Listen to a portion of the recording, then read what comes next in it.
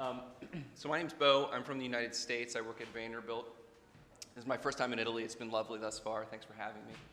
I'm going to talk about ED management of acute pulmonary embolism. I'm an emergency doctor, and I work in the emergency department at Vanderbilt. And more specifically, I'd like to talk about outpatient management of acute PE. So this is a graphic diagram of the ESC guidelines for how we think about pulmonary embolism, how we risk stratify pulmonary embolism.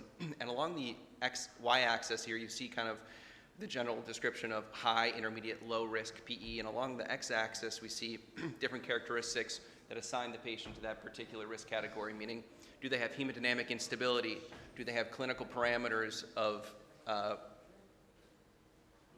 SPESI high or low? Do they have evidence of RV dysfunction by either biomarkers or imaging? And really only about 4 to 6% fall in this high risk category, which leaves the remaining 95% of patients in this intermediate or low risk category, with about a third ending up in this intermediate risk category and the other 2/3 ending up in this low risk category, which is typically a good candidacy for outpatient therapy. So why am I talking about this? We seem like we've beat outpatient PE to death, meaning that after the phase 3 trials about a decade ago, there have been several post-marketing real-world analyses done, randomized controlled trials in the last 2 years, most notably some by Jeff Klein, Stefan Barco International Trial, and Dr. Peacock here with the Mercury PE trial. But I'm still talking about it because there's one particular analysis that I wanted to mention, which is this analysis by Lauren Westhofer, which was done in the United States in about 60,000 patients, and this is over 700 emergency departments. And what she found was that there's a wide variety of clinical practice with who goes home with acute pulmonary embolism. In addition, we're only sending less than 5% of these patients home. And notably, who goes home is highly predicted by which institution they show up to. So it's an independent association with where they show up, who gets to go home with their clot. So some of the background is that DVT has been more widely accepted as best practice, while adoption of this outpatient management for low-risk patients with PE has not generally been accepted. And guidelines from professional societies support it, and we use clinical decision tools like PESI, its simplified version SPESI, the Hestia criteria to identify low-risk, hemodynamically stable patients who have low mortality, and this leads to safe, efficacious, patient-centered, and cost-effective care.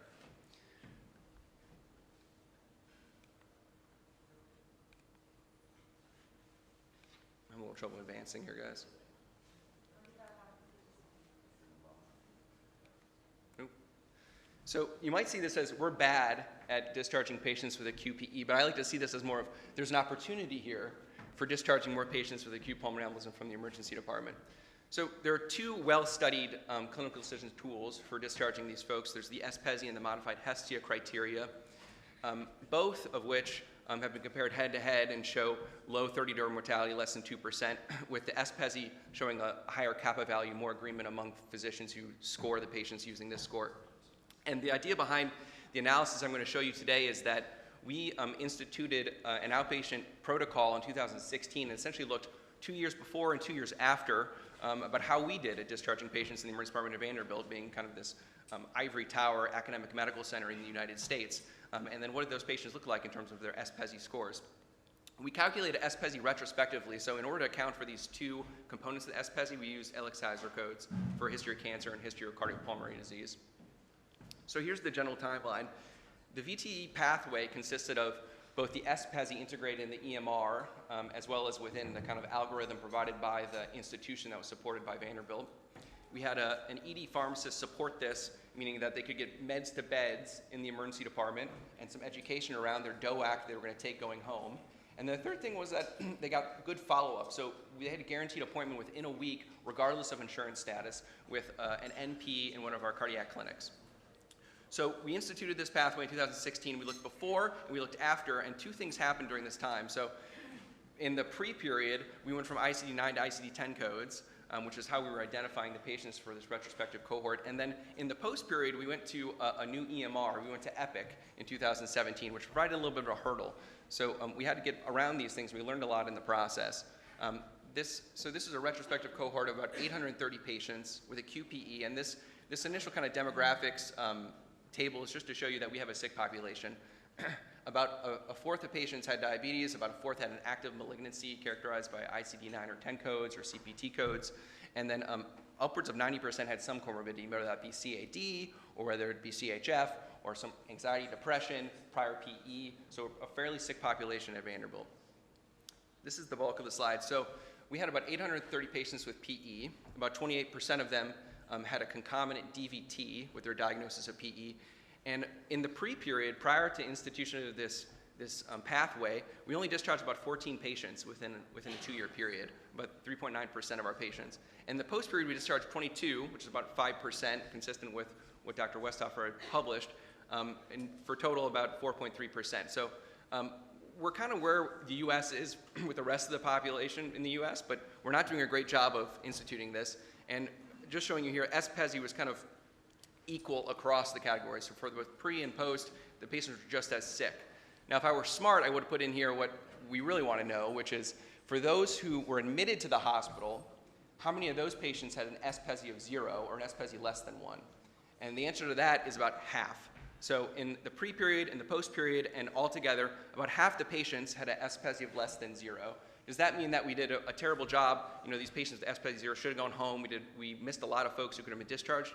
Maybe. I mean, Gestalt is king, so the physician may have looked at that patient and said, even though they're SPESI negative, they have some other rule failures that might be associated with a bad outcome at 30 days, so they decided to admit them. But I think it means that there's still room to go, even at an ivory tower medical center like Vanderbilt, where I think we have good clinicians practicing evidence-based medicine. So some of the limitations of this study were that we identified patients by ICD-9 and 10 codes. This is a terrible way to identify patients we found. So we've developed now this natural language processing algorithm to kind of scan the radiology reports and identify patients like that. So I get a page every time a patient with a PE comes to our emergency department, which is a nice added benefit for prospective trials, which we're doing. And then this is a retrospective estimation of the SPESI, which is never perfect. The ED engagement with the EMR SPESI tool was essentially nothing. No one was calculating that on their own, so we retrospectively calculated it. And then this is an incomplete analysis that I showed you. So we're doing regression models and Cox regressions and some aggregated data analysis, which I haven't shown you yet. So these are some initial data we have from this. And the conclusions are that we saw similar discharge rates of acute PE when compared to other US hospitals.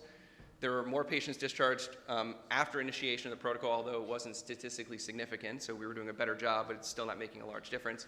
And then this is really, this project we use to develop a database, a prospective kind of registry, where we can pull lots of covariates from the EMR, any covariate you could think of you want in a patient with acute pulmonary embolism, which we can use for both retrospective cohorts and prospective cohorts. So the registry we're creating is going to be super beneficial, and I've talked to a few people here today about maybe moving that to other sites and seeing how it does in terms of pulling data in acute pulmonary embolism in sort of a facile way to gather large data banks. Thank you.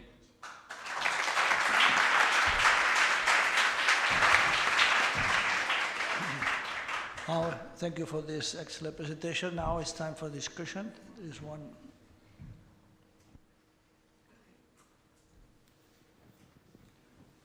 I'd love to hear, before you ask your question, I'd love to hear how many patients you send home with pulmonary embolism. I'm just curious. I'm not supposed to ask questions immediately to the audience, but I'd be curious to hear from your country.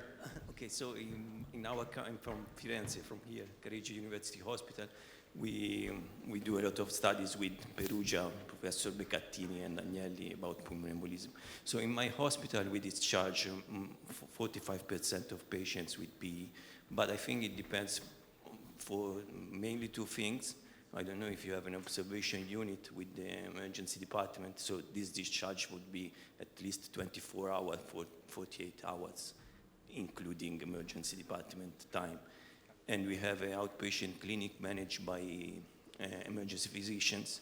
So our discharge rate is this one. In Tuscany is around, we are a little bit higher, but in Tuscany is 25%, more or less the discharge of PE patients. And my question is,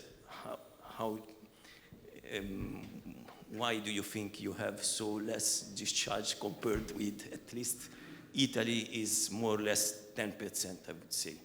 I guess it's not, I have not the numbers, but it's like this. Yeah, I think my answer to the question would be that it's all relative. So if you're looking at the rest of the United States, we're doing about average, right? Maybe a little bit lower, but on average. I would say that probably our clinicians are a little more conservative, but certainly it's concerning because we're in an academic institution where in the community, I would imagine it's even lower than what we're doing, right? So I think there's a conservative sort of nature to discharging these patients in the United States, which people always cite. And when we surveyed clinicians, in 2016 about what were their reservations about sending these patients home, many of them said, we want to know that they're going to get good follow-up. So we do have a problem with primary care in the United States, and these patients oftentimes don't get good follow-up, and so that's one of the largest sort of drawbacks to being able to send these folks home. And that's what we've seen, at least. Thanks, it was an excellent talk. Can you tell us any more? You said that you had an automated system where you got a page if someone had embolism on a report. Can you tell us a bit more about that? And what are the approvals for that? Is that a research tool or is it a clinical tool? Yeah, it's kind of both. So what we found when I was initially doing this analysis were we were pulling patients by ICD-9-10 codes, which turned out to have like a positive predictive value of like 80%. 70, it's like really terrible, quite terrible. So I was speaking with some of our data guys, and we developed this natural language processing to scan the radiology reports for specific words. And what happens is when it pings, it sends a page to me, and just a pager, an old school pager, that alerts me there's a PE in the emergency department. It was relatively easy to do. I'm happy to share that with you. But we're kind of moving this to hopefully publish in the next couple months here about this algorithm and how it was done. We'll make it open source. A couple other ones have been published in Canada and in the US in Salt Lake City using a similar natural language processing, but it hadn't been done in a prospective way like this. So we're actually using the prospective component of it to enroll patients for the HI-PEITHO trial, which is site-directed thrombolysis versus heparin for intermediate high-risk PE. So we're using it in that capacity, and now we're applying it retrospectively to really gain a great cohort of patients. It's like 98% positive predictive value for this population. So in order to withdraw all these covariates, you first have to know you have the right population, right? So that's kind of the first step, and we realized we weren't getting that, but now we are. So. Thank you. Thank you very much. It was really interesting.